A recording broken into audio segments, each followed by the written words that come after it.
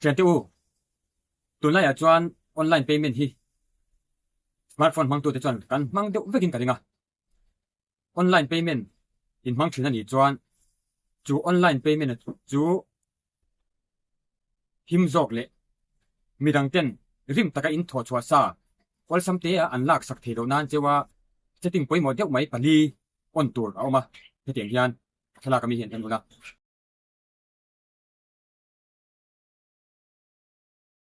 khang ho pali kha lo on nge ula ti chuan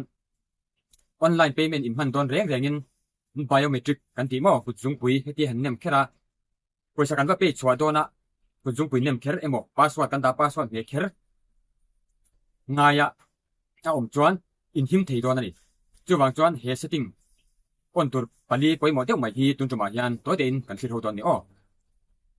rim taka in tho chwa sa midang awlsam te a an ruk sak thelo nan chewa kan him thi nan he setting hi lok mang ve ro ti in kan cha do kan sa chewani ka channel a ron thleng thar la subscribe lo te khanin thain ti zong ani chuan atop thleng lo en ula thain ti zong ani chuan in tangkai pui ani chuan in hlok pui ani chuan min lo subscribe chak ve torin ka som ka sa chewani hun koran lo in video lo khir ho hal men ti khan screen recorder a chuan kan kalta a phone setting a hian in lu tanga phone setting a khanin hetanga heta hian Google ti kha in zongang Google ti kha in zongang achung lama emo a hnuai bera emo alai hol vela a mai ti khan in zonganga Google ti kha ke chu alai hol vela o ma mo hei Google kha ka meta ti chuan heta hian all services ti khan in heliang all services ti khan in hetanga all services in het chau chia kha ti han aron langanga in thai chawanga in thai chau zelanga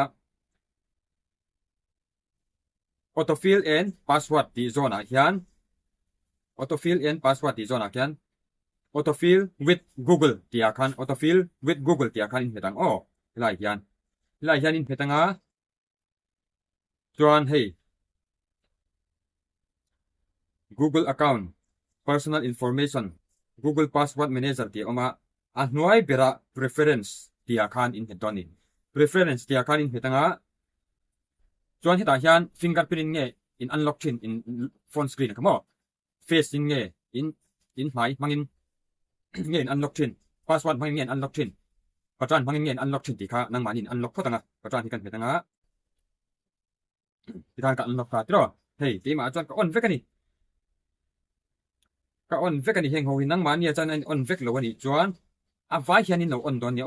han chiar ula authenticate with screen lock or biometric before filling in payment methods ai ti ni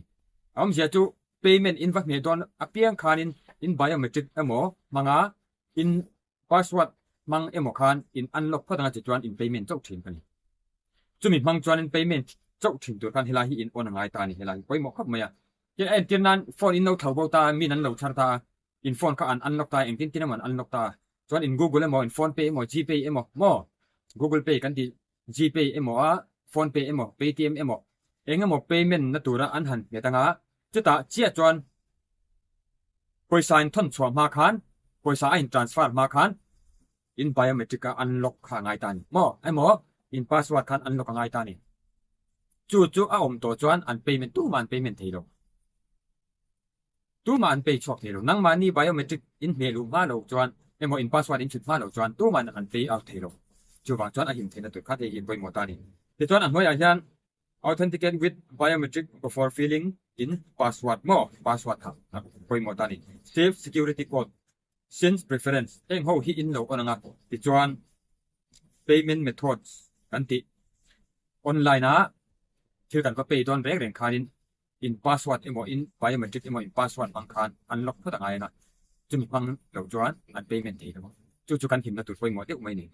kha payment kan va fan don rek renga tunla ya online payment hi kan uar to tiro